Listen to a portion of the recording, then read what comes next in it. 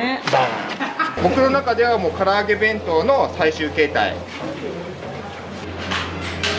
肉の使用量で言えば300キロとかは1日使う。この大きさがすごいですもん。もうね、定期的に食べたくなる時が来るんですわ。嬉しい。インパクトのある唐揚げを作ってお客さんに笑ってもらえればいいなっていういきさつがあって、デカ盛り唐揚げ弁当屋を始めた。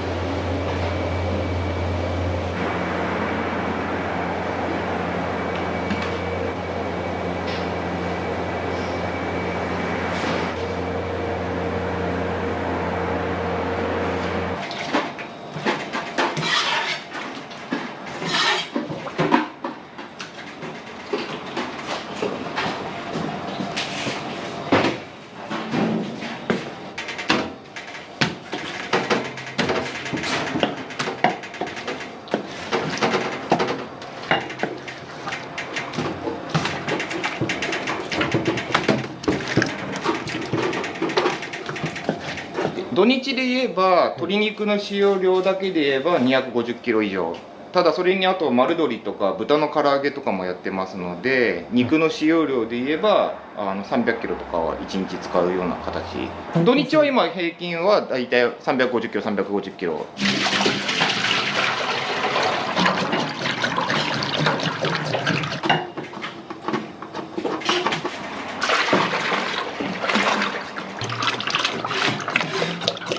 どれぐらい油を使うんですか？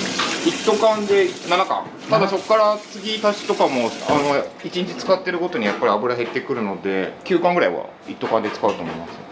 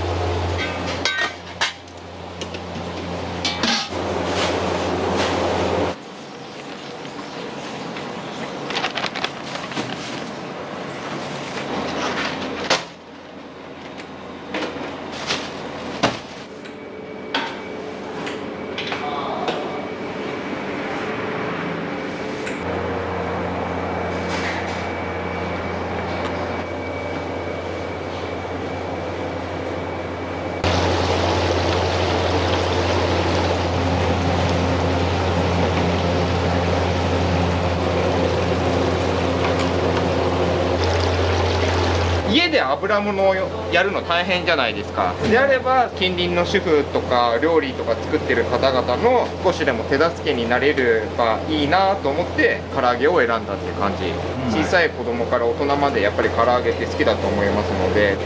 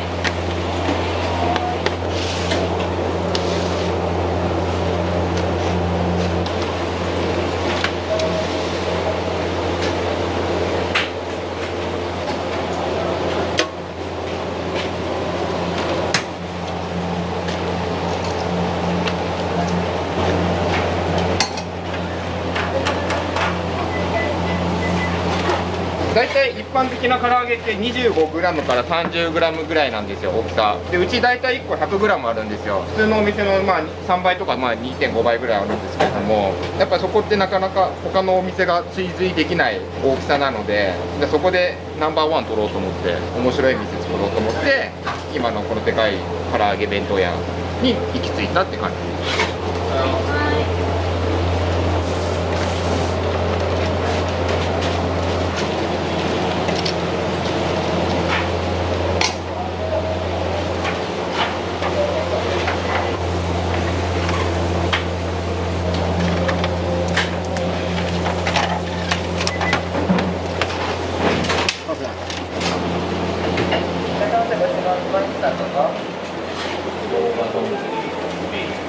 生姜の大盛りですね。1番でお待ちのお客様お待たせしました。お預かりします。スクールバスが3つと丸鶏の唐揚げ弁当と小型バスご飯大盛りと唐揚げ3つとタルタルソースでお間違いないですか？スパイス合計2個つくのでお好きなものこちらからお取りください。後ろでお包みお願いします。ありがとうございます。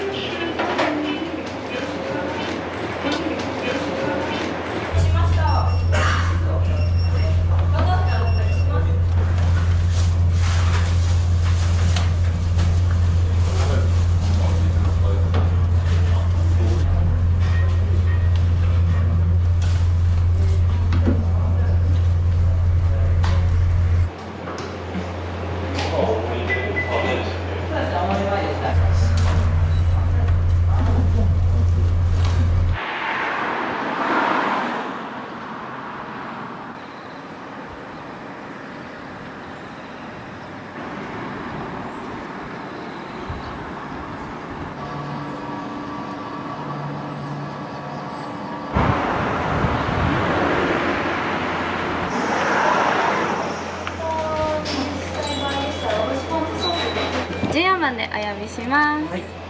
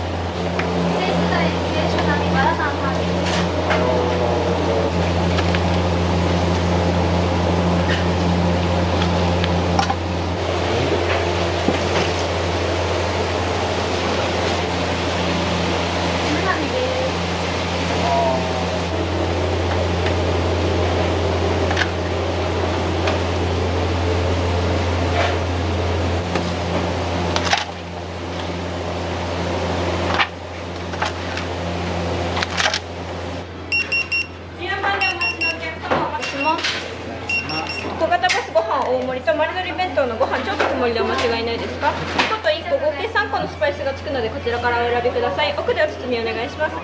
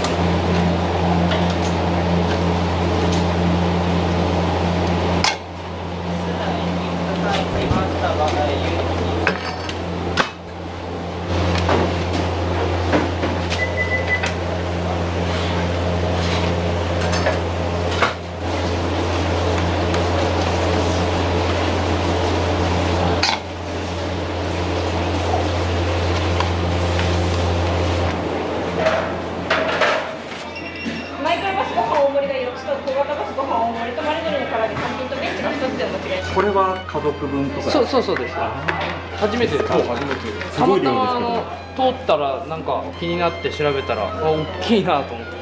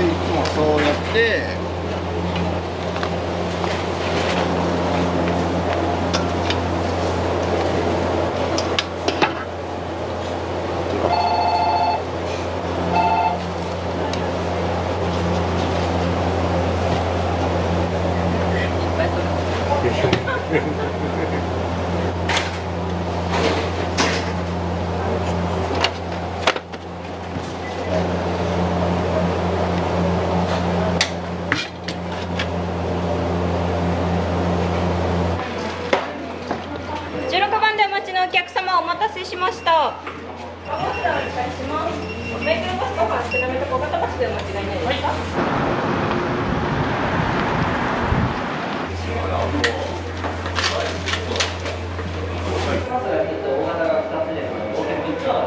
大盛り何個でデカ盛り。それマルチョウ。はーい。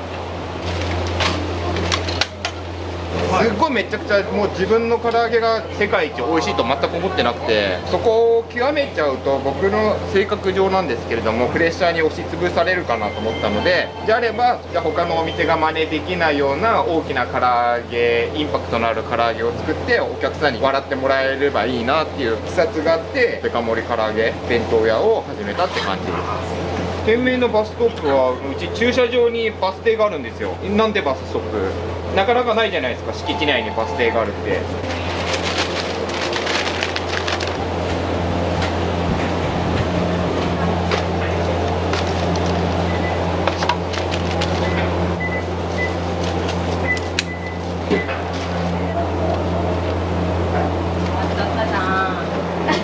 単品ボックスのオレンジソースと、あと大型バスご飯。私はこのオレンジチキンを食べようかな。はい、食べたことないんですけど、いろいろ種類あるので。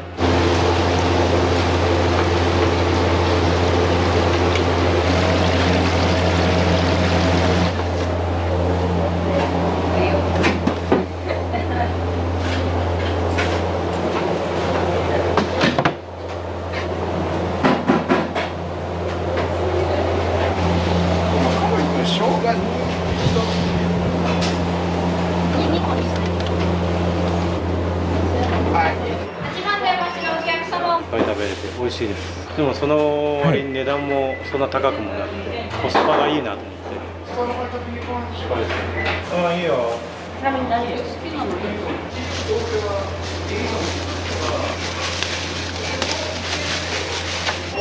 よ。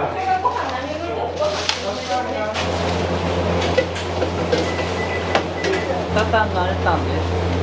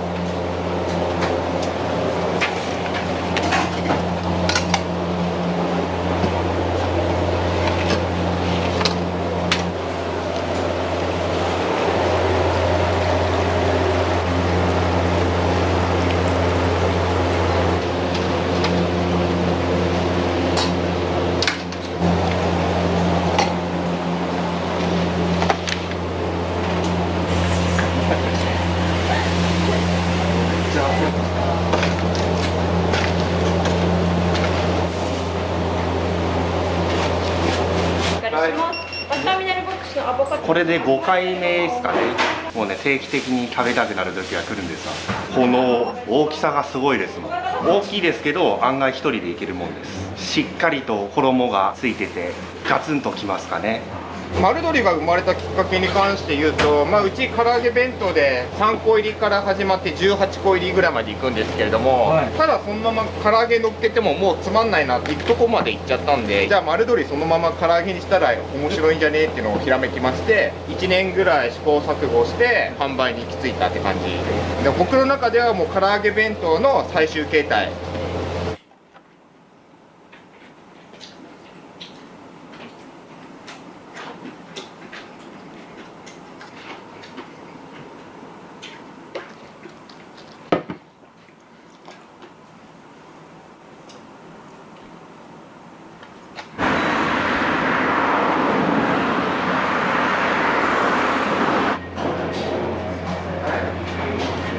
会計が1730円でございます。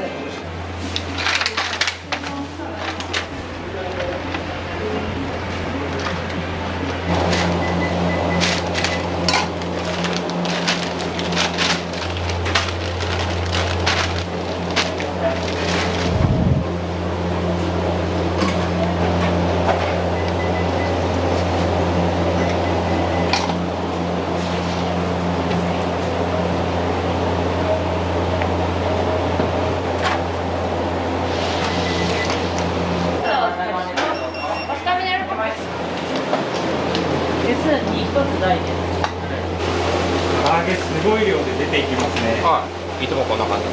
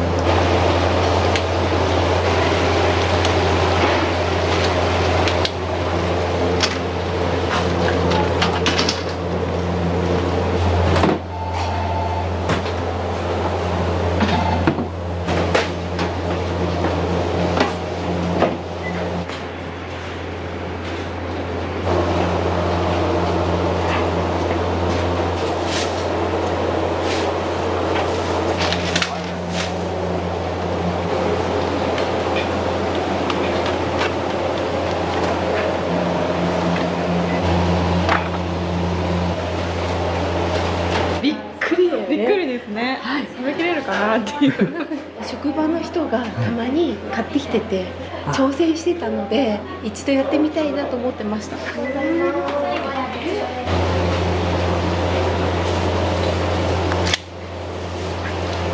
待たせいたしました。豚カレーの大盛りが1つと、信号機の大盛りパスタの明太マヨになります。めちゃくちゃ来てますね。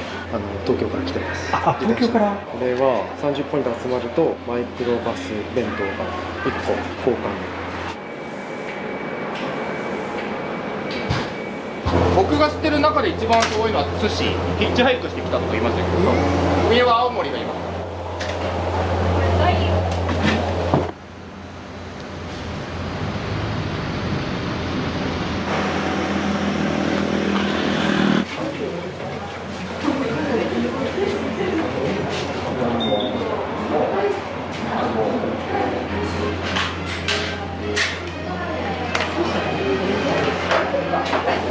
1台横台ましたチェダーです。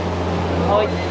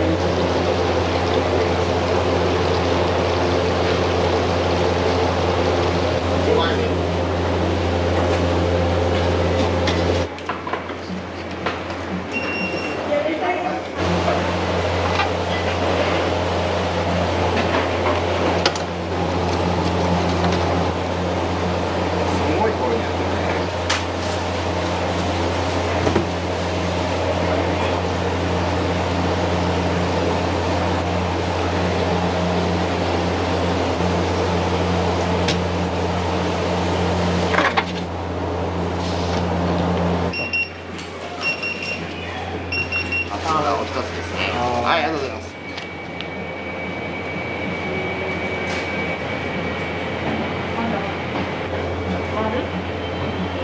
これラストです。はい。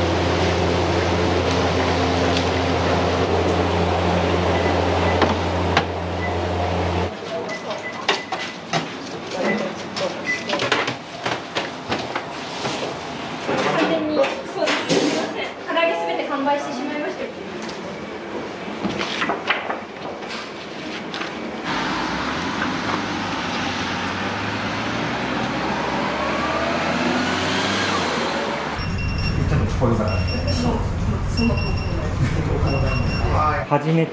はい、そうなの、そうなの。どうですか。びっくりしたよね。テレビで見てすぐ来たんだけど、もう嬉しい。丸鶏の。丸鶏の。丸鶏の。はい。ちょっと見てみちゃう。バーン。こういうタレもさついてるからありがたいよね。こうね身が出てきちゃうと。ありがとうございます。ありがとう。ありがとう。ありがとうございます。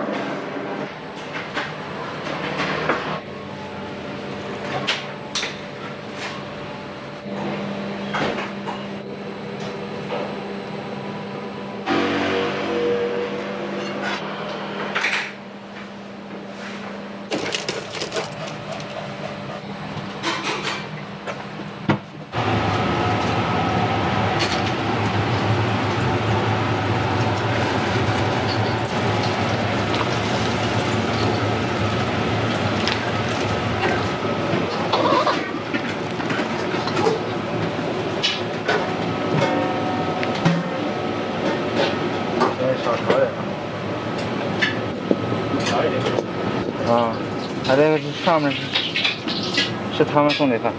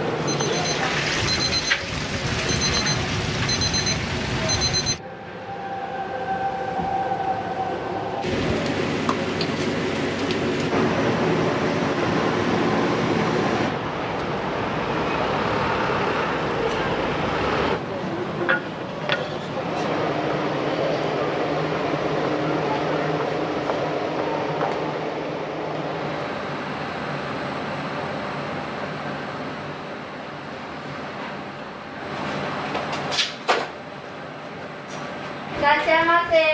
1名様。あ、海鮮焼きそばはこっちでこの席だと。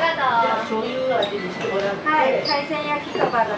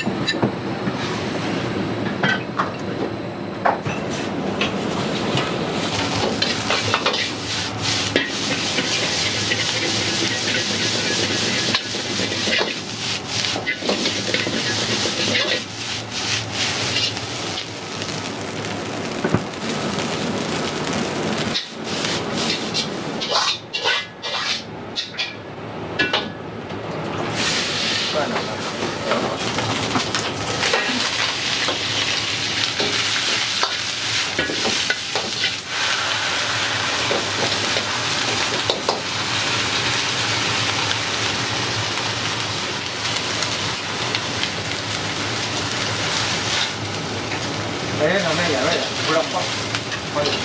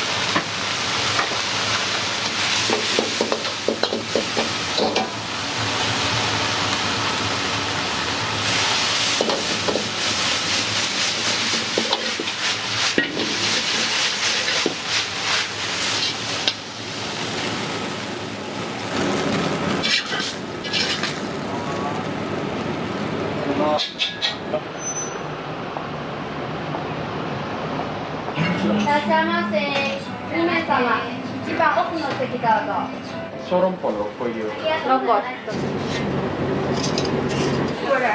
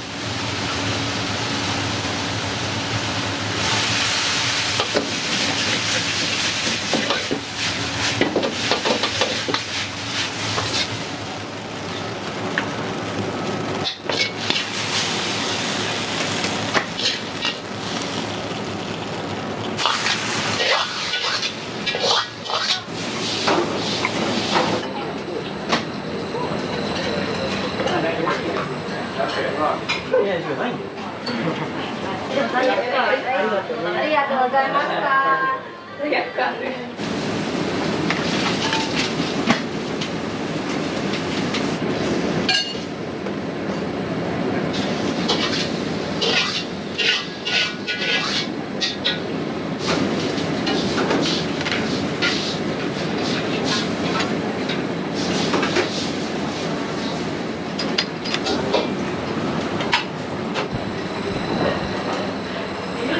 失礼します。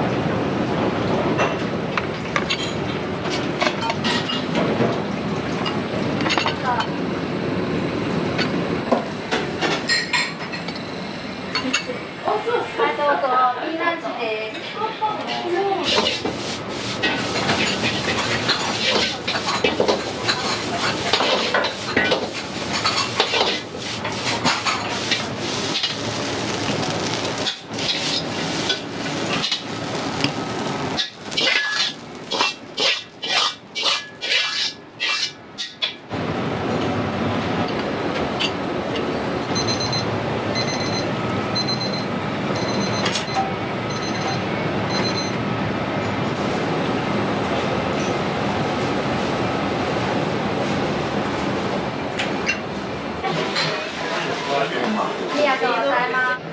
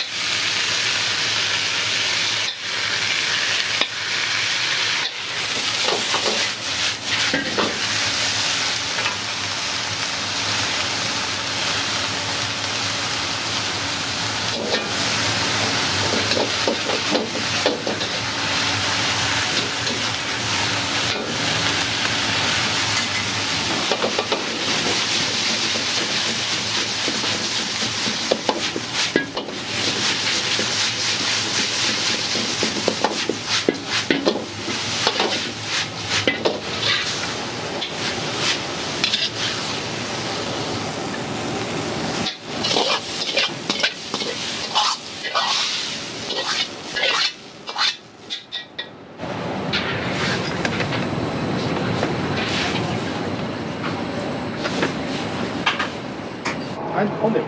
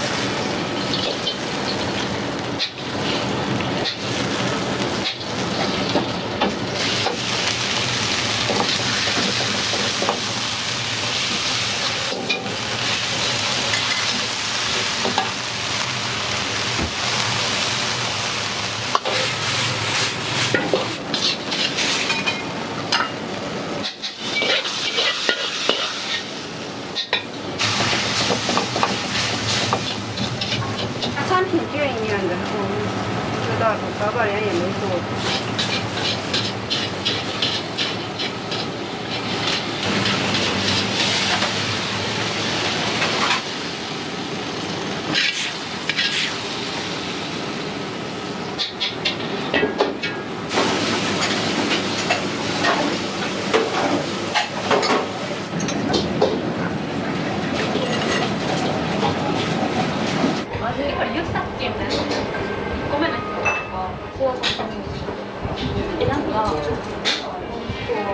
チャーハンの大盛りはどちらですか？はい、どうぞ。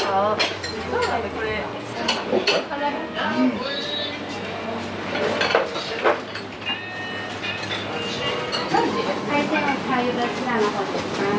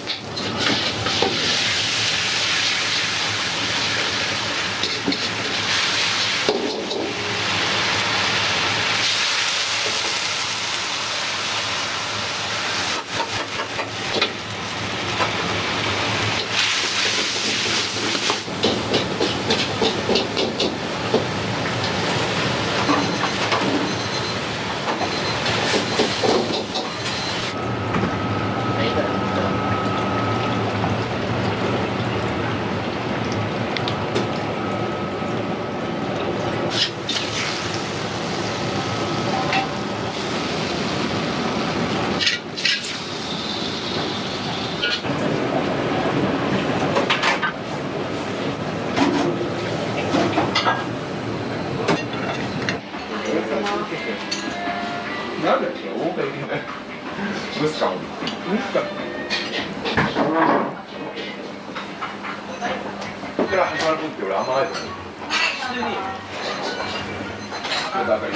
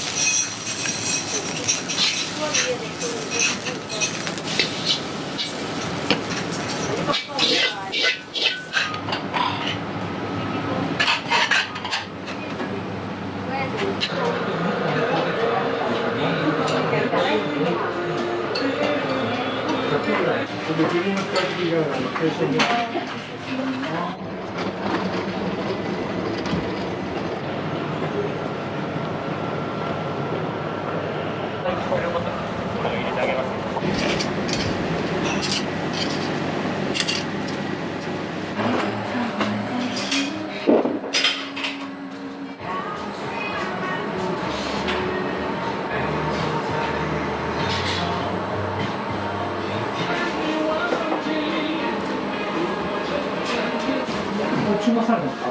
今しました。僕中学でしょ。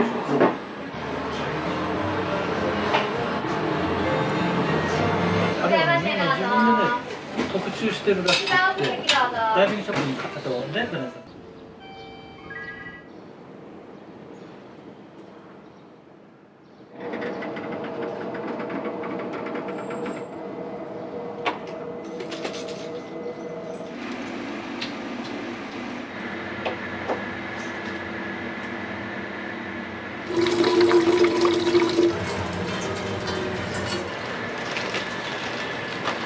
香川の伊吹島から煮干しが届いたんですよ。なので今日はその煮干しのテイスティングもやるので、昆布入れていきま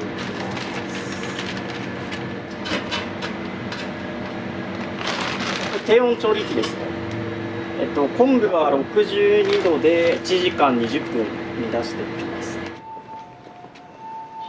トレーニングするんですか？週7ですかね。昼も行くんで10回ぐらいですかね。トレーニーですね。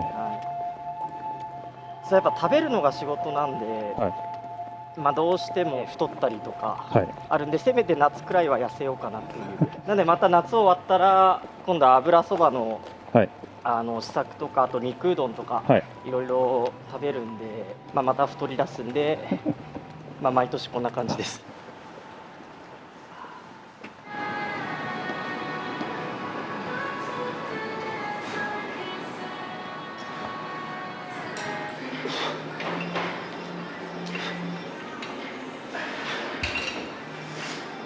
どのぐらい前からトレーニングされてるんですか？7年くらい前ですかね。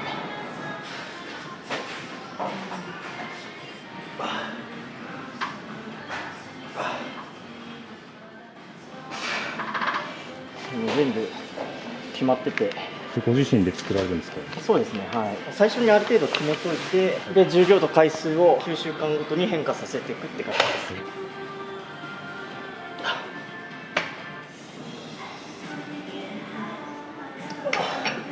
うどん屋さんの経験なんか通じるものありますよね？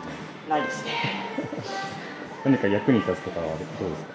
役に立つことは、でも自分が決めたことをしっかりやるというところですかね。じゃ結構精神的な部分が通じ取るというか。そうですね。お店やるには体力が必要なんで、まあやっぱやっといた方がいいのかなとは思いますね。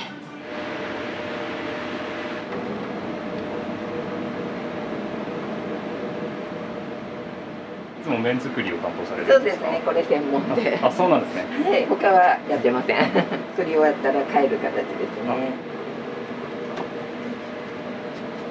このお店始める前は何かやられてたんですか？和食のレストランで働いてました。うどん屋さん始めるきっかけは何だったんですか？当時ちょうど讃岐うどん屋さんが流行ってて、うどんっていう映画が流行ってたんで、まあ、ちょっと興味本位で始めたっていう感じです。川崎ですごい有名店になってるじゃないですか。そうですね、ありがたいことに、はい、そこってなんかどういう理由でなられたんだと思います？そうですね、うちもともと全然お客さん入らなくて、であまりに入らなさすぎて半額セールとかやったんですよ。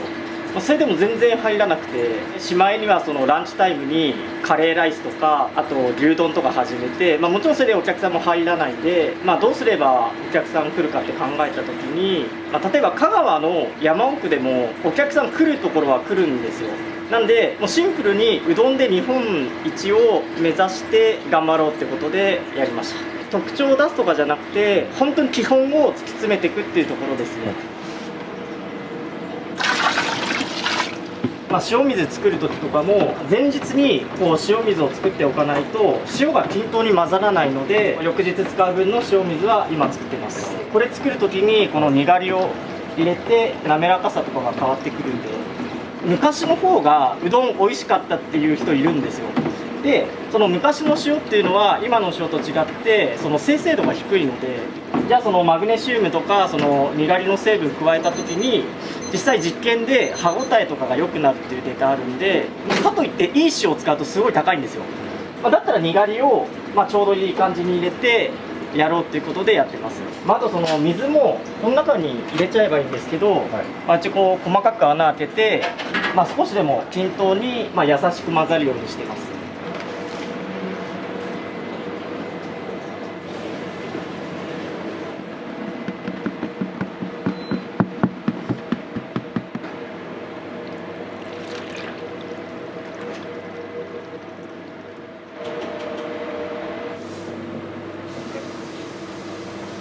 麺作りで一番大事なのが塩分と水分の割合が大事なんですけど、夏場は塩分を多くして水を減らすんですけど、それをやってるとその粉に対しての水と塩っていうのが、夏と冬で変わってくるんですよ。やっぱり食べ物なので、作業性とかよりも中の温度をなるべく均一にして、できるだけ同じ塩分濃度同じような水分量でやるっていう風にしてます。僕自分を信用してないんで、もう本当にデータを取りまくってやってます。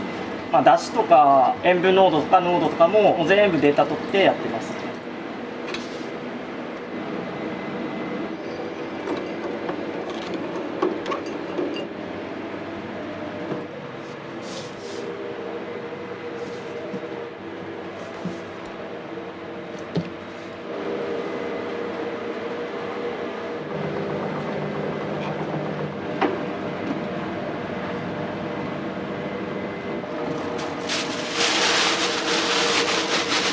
難しいですか？難しいことはないんですけど、毎日同じ分量でやっててもやっぱり違うんですよ。そこがなんか難しいというか面白いというか、生きてるんだなみたいな。昆布は軟水で取れっていうその和食の定番の話があるんですよ。昆布だしを取って沸騰前に引き上げて、沸騰直前に鰹節を入れる分にはいいんですけど、本来讃岐うどんって煮干しと昆布を一緒に水に入れるんですよ。うちずっともう10年以上やってたんですけど、そうすると実は煮干しが入ることによって水が硬水に傾くんですよ。そうすると昆布の出汁ができらないんですよ。なんで別々に取ってあげた方が昆布のうまみがしっかり出るっていうのが最近分かったんですよ。分けて取ることによってすごい濃い煮干しだしとすごい濃い昆布だしを合わせるっていう風になるんですよ。でそうした方がなんか味のメリハリが出て、どっちの食材がうまく出てないかっていうのがちゃんと分かるんで、調整しやすいですね。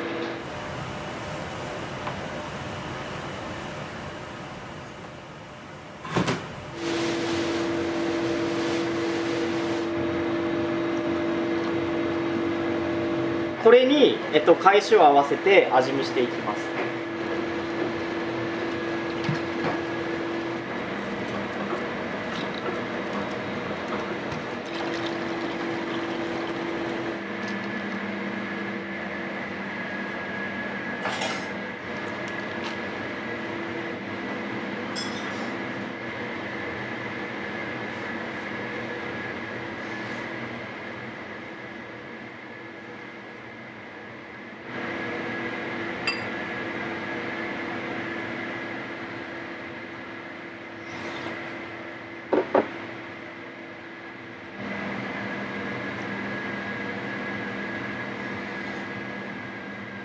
頻繁に変えられるんですか？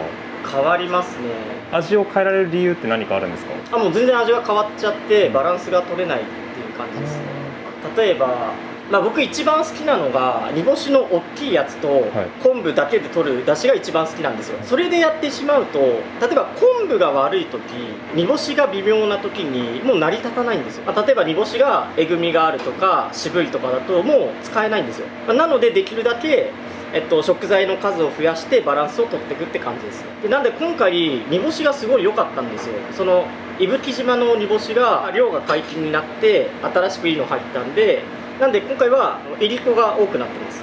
その日その日の最高の味を求めていくっていう。もうそうですね、まさしく。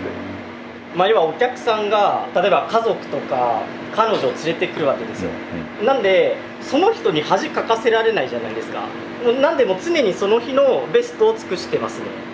じゃないともう怖くて出せないです。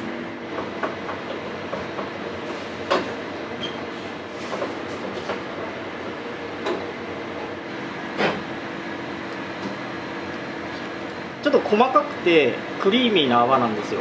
これってそこまでに悪いアクでもなくて、取るんですけど、沸騰直前のアクは絶対に目を離さず取らないといけない。でもアクの出方が結構変わってくるんで、これがサバウルメムロ味ですね。あとメジカですね。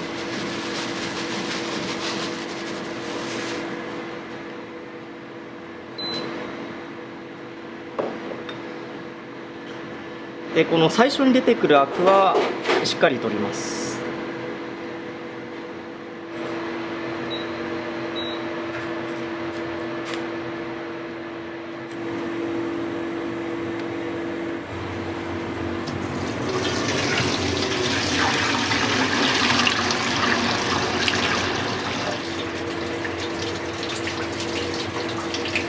完全に味が抜けてますね。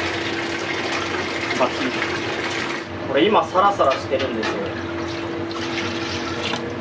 とろみないんですよ。これが煮干しのカルシウムと合わさるととろみがつくんですよ。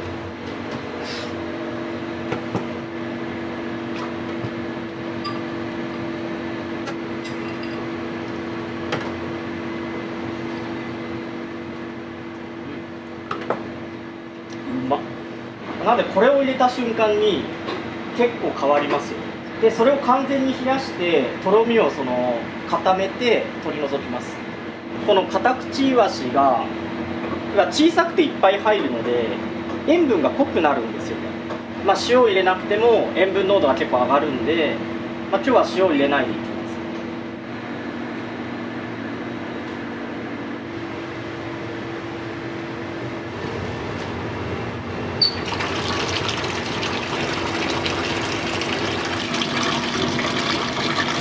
だしのいい香りがするので、もう早くこの状態をやめたいんですよ。その香りが飛んでっちゃってるってことなんで、ちょっとこうやった時に泡が残るんですよ。とろみがついてるんで、これが昆布のアルギン酸と煮干しのカルシウムが結合してこうなってます。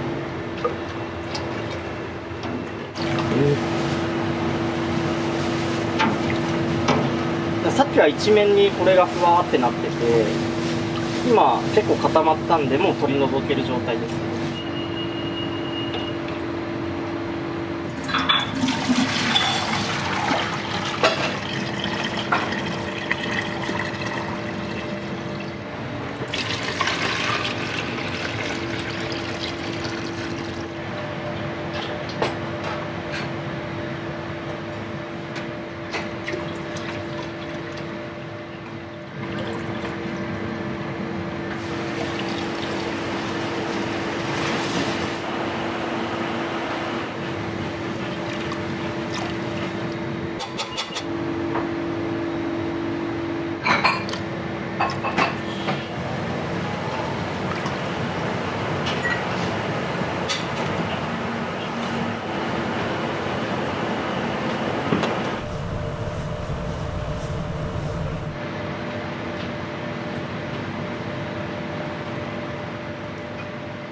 奥様と作られたわけですか？ありがとうございます。全部自分のものは自分でやってます。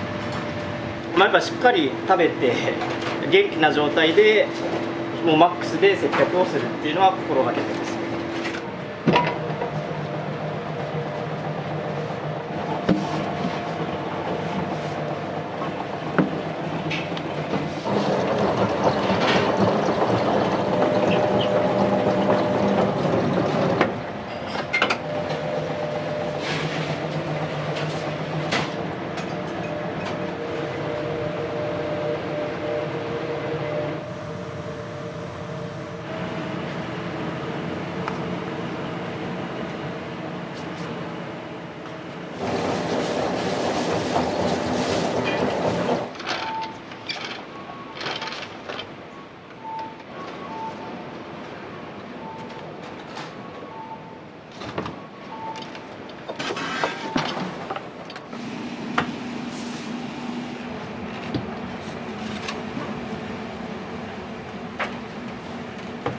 3人前、はい、それで1000円です。そうです。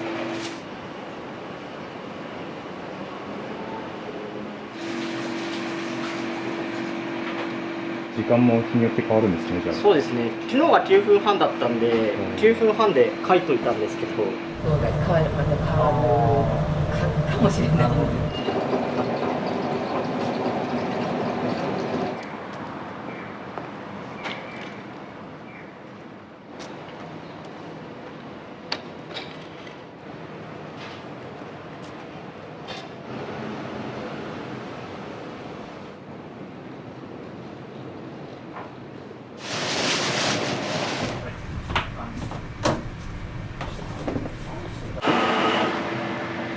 めちゃめちゃ美味しいお米使ってるんですよ。こう産直で精米したてをもらってます。全部頼んで近くのお米とかも全部食べて、まあその中で一番美味しいのを選んでます。でこれがぶっかけの返しですね。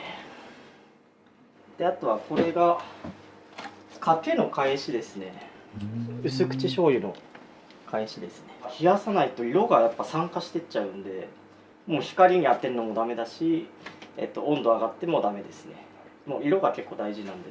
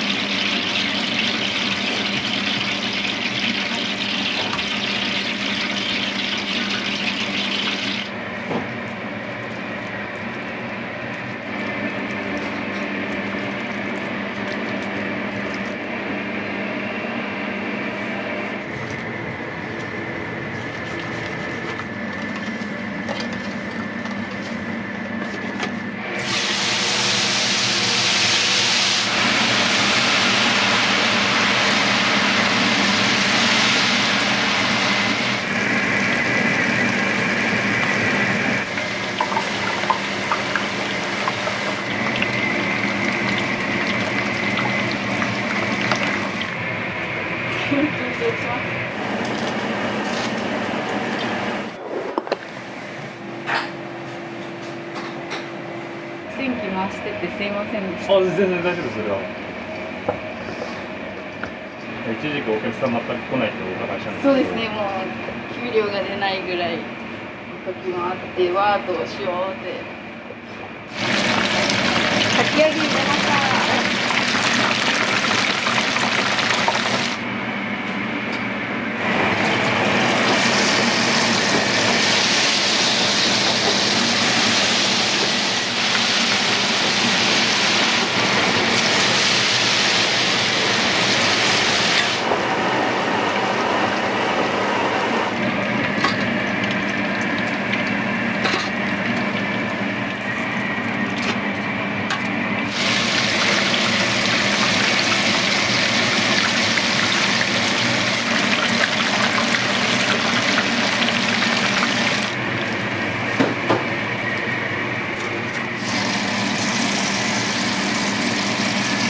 舞茸は本当に天ぷらにした時にめちゃめちゃ美味しいので。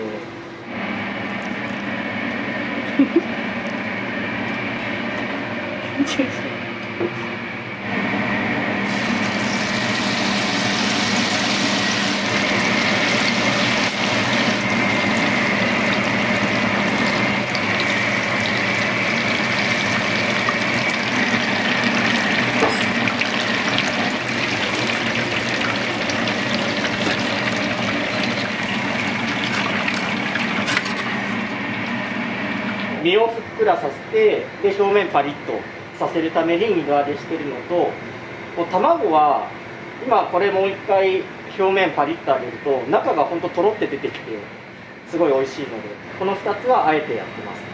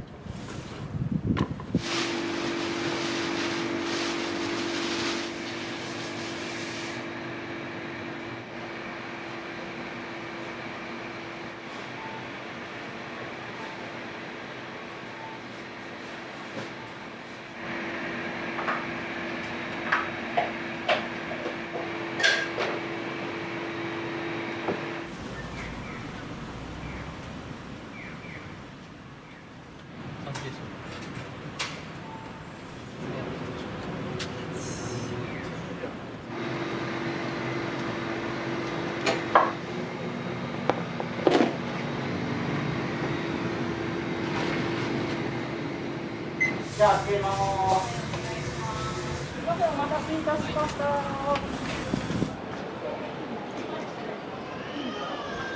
最初の麺が1分です。はい、いらっしゃいませ。ありがとうございます。ありがとうございます。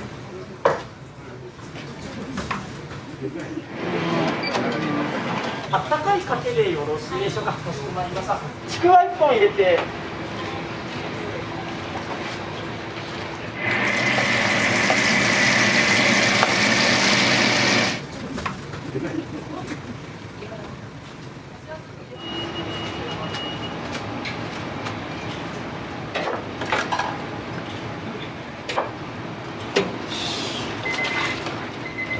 最初ね、かけからいきます。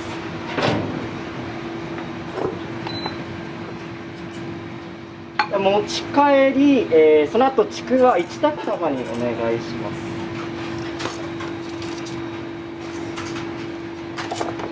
お待たせしました。お先おうどんから失礼いたします。あ、これお待たせしました。エビに卵を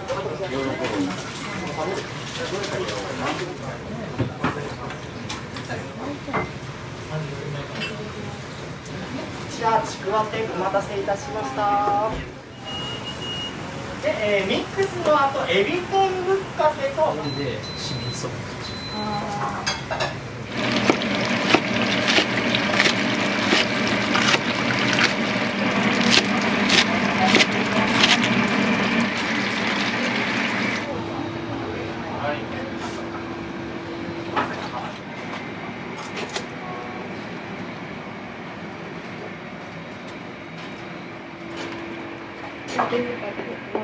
はい、お待たせいたしました。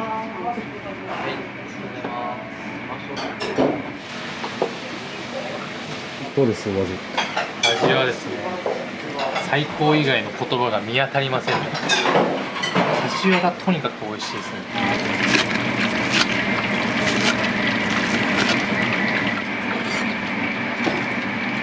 はい、ですね。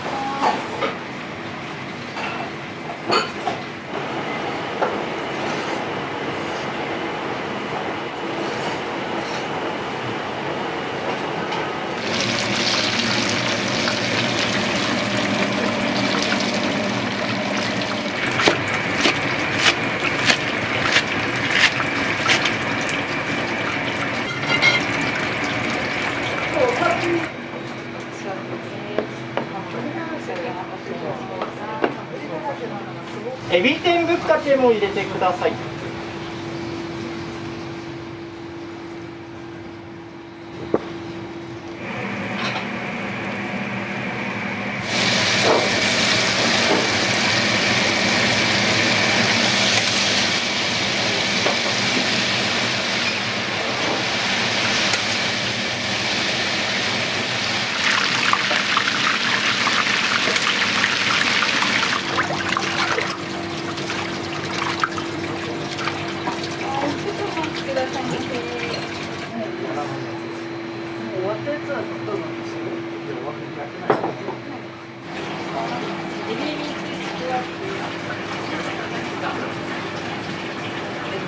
ちら、刺しのぶっかけとエビ天ぶっかけでございます。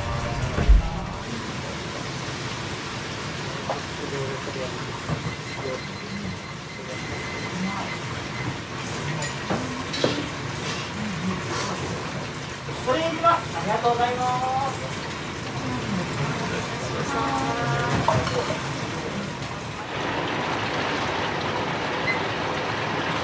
じゃあ、あとかしわとまいたけぶっかけ入れましょう。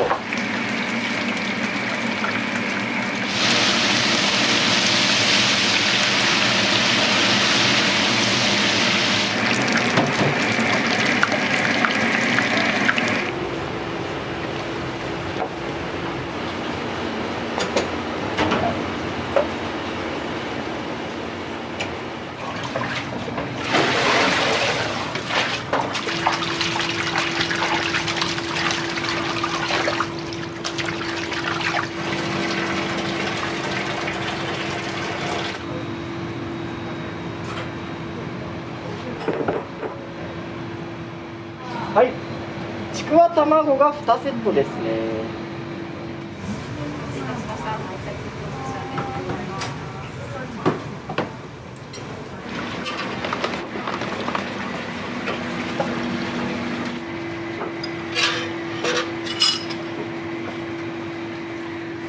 お待たせいたしました。こちら舞茸ぶっかけとかしわぶっかけでございます。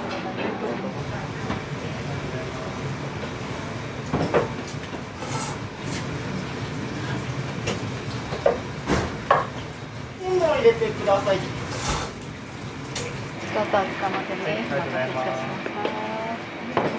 ぶっかけうどんでございます。こちらもちくわぶっかけのぶっかけお待たせしました。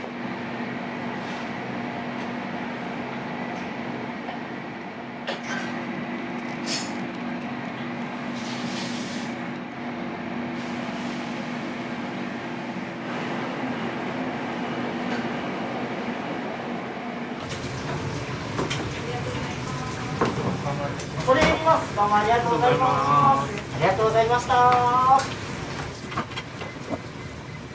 お待ちの2名様、お待たせいたしました。こちらのお席どうぞ。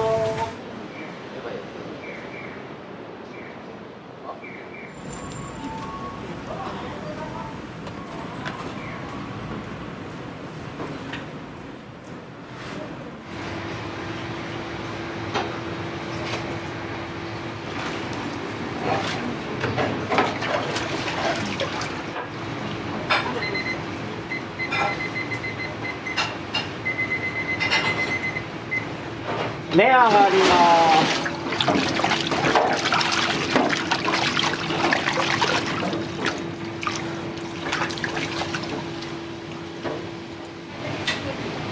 はーい。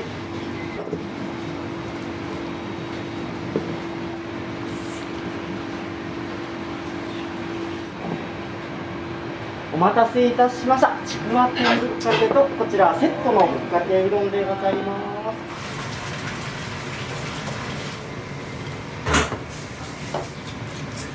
今3分半。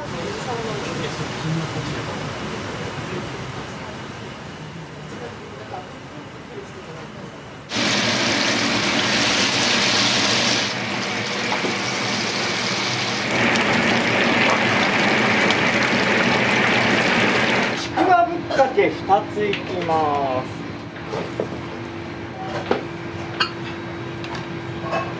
味卵ご注文のお客様、はい、こちらおうどんと卵でございます。じゃあちくわ天ぶっかけお待たせしました。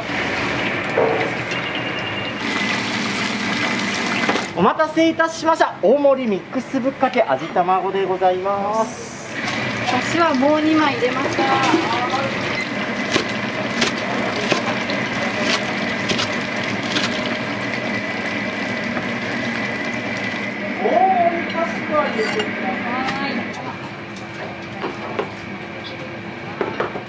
お待たせしました。かしわ天ぶっかけでございます。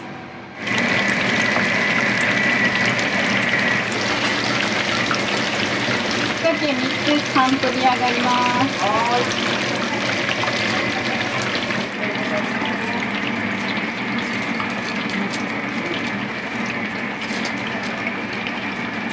お待たせいたしました。舞茸ぶっかけのお客様。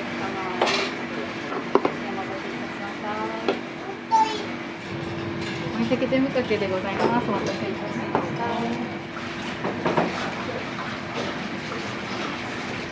ミックス大盛りかしわ大盛り入れました。ありがとうございます。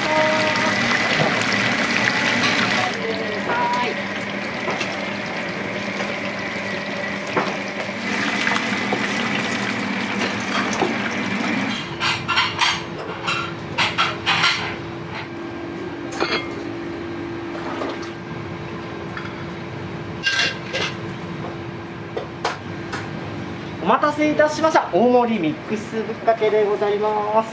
大盛りのミックスぶっかけでございます。お待たせしました。こちらミックス天ぶっかけでございます。こちらもミックスぶっかけとしわ天お待たせしました。真ん中に失礼します。チェーン店で食べる揚げ物とかって柔らかいんですけど、こっちカリカリなんで全然食感が違って面白い。はーい。お次お待ちのお客様、お先をお伺いします。ありがとうございます。どういたしません。はーい。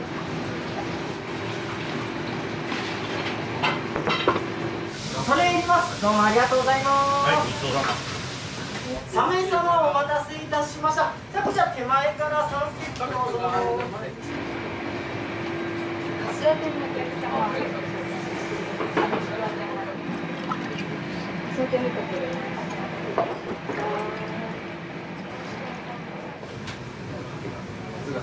お待たせいたしました。かけしょうは温かいのでよろしいでしょうか。かしこまりました。ちくわにかしわ入れました。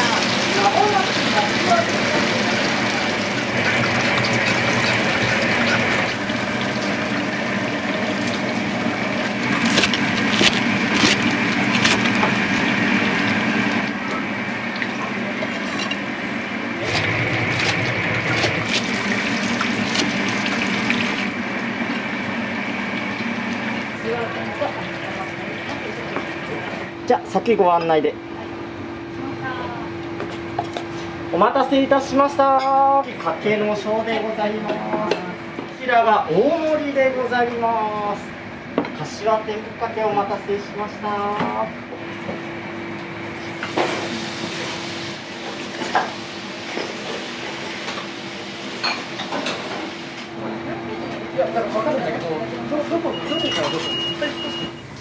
お待ちの2名様お待たせいたしました。じゃあ手前側のお席どうぞ。どうもありがとうございます。ここで行きます。どうもありがとうございます。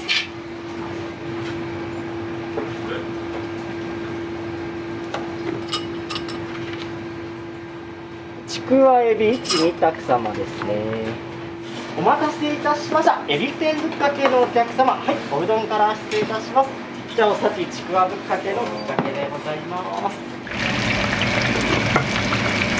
こちらちくわ天とエビ天お待たせいたしました。はい、かしこまりました。はい、ナス半取りちくわでひやひやです。半取りナスご一緒です。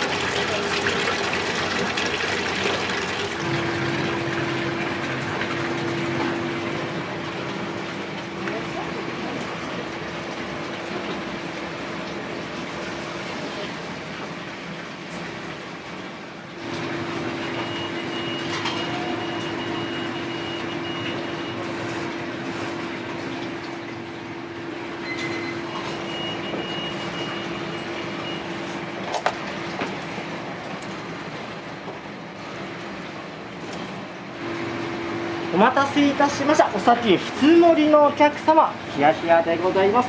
じゃあもうお先小のひやひやお待たせしました。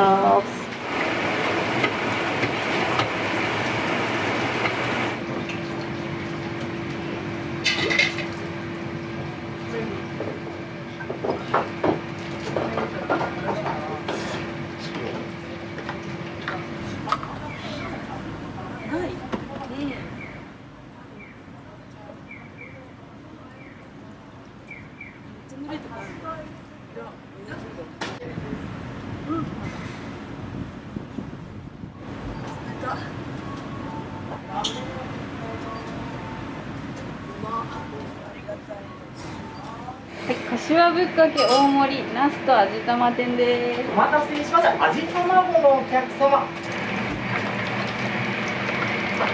お待たせしてすみません。大盛り柏とナス。ナスもよくそのタコみたいにちゃんと切れ込みを入れて揚げるやつあるじゃないですか。で僕どうしてもあれ脂っこくて好きじゃないんですよ。まあ、ナスで一番油吸わないのってこう4等分にした時なんですよ。1本のナスをこう4等分にして食べると。でそうすると皮が残るんですよ。まあ、なので皮に切れ込み入れるんですけど、まあ、そうすると油を吸ってしまうと。だから皮だけに格子状に薄く切れ込みを入れるんですよ。でそうすると油も吸わなくて歯切れも良くなるっていうのが、まあ、僕の結論なんですけど、あんまやってるとこ見ないんですよ。見ないですね。柏ぶっかけ大盛り味玉子です。あとミックスとはい。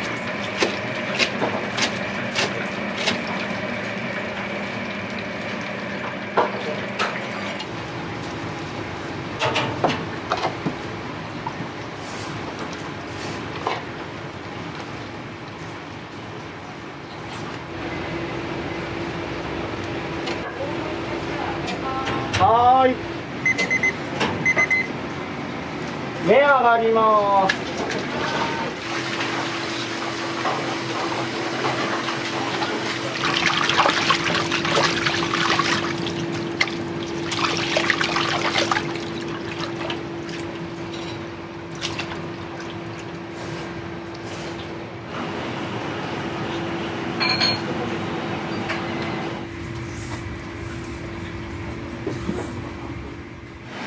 お待たせいたしました。こちらおうどんと味卵でございます。こちらもぶっかけと卵お待たせしました。ました。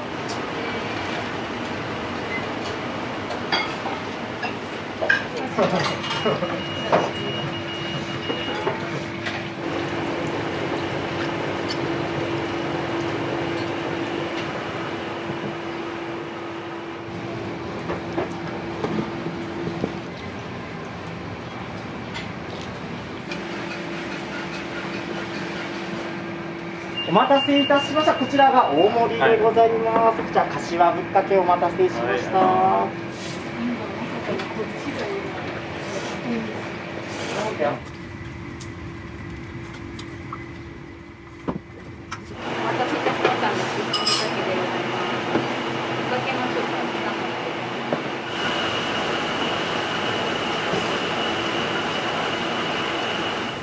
いらっしゃいませ。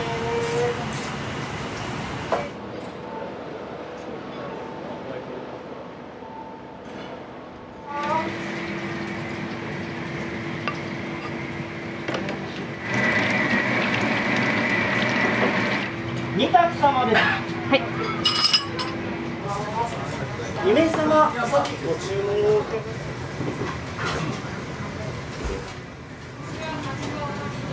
はーい。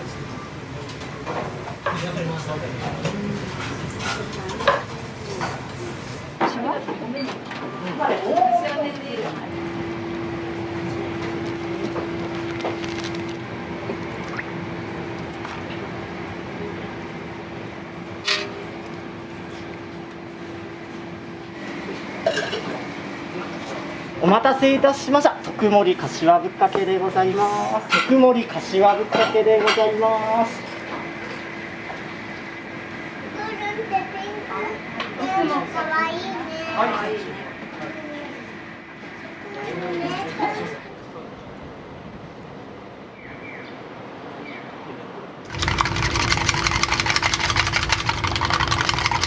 喜作様です。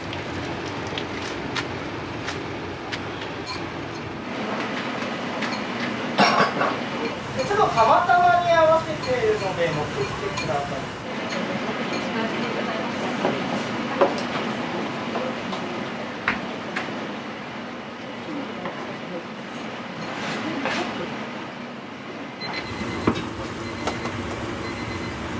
お待たせしました。こちら釜玉でございます。だし醤油でお召し上がりください。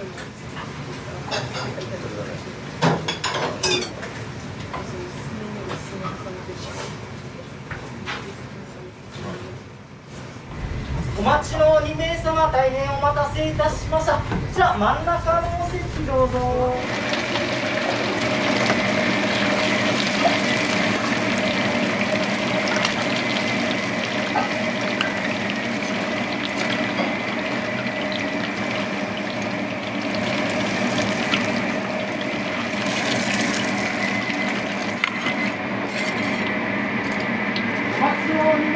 大変お待たせいたしました。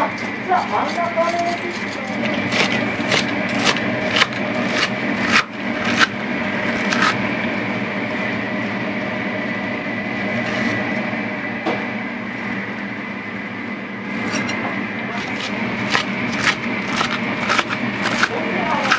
はい。ありがとうございます。あと柏特ちくわを2個です。はい。はい。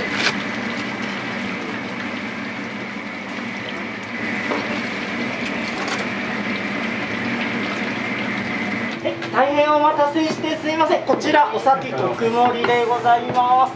じゃあ大盛り大変お待たせいたしました。あ、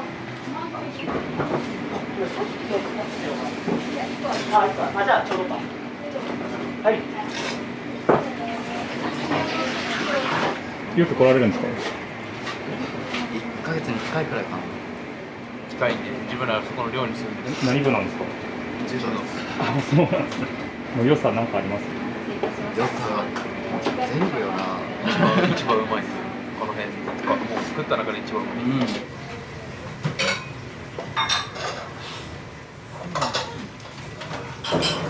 ありがとうございます。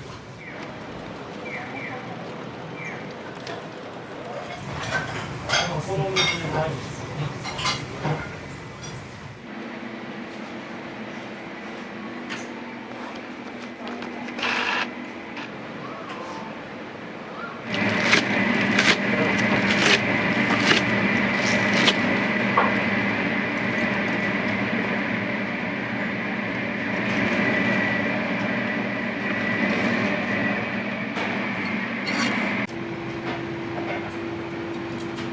お待たせいたしました。こちら柏天うどんでございます。よ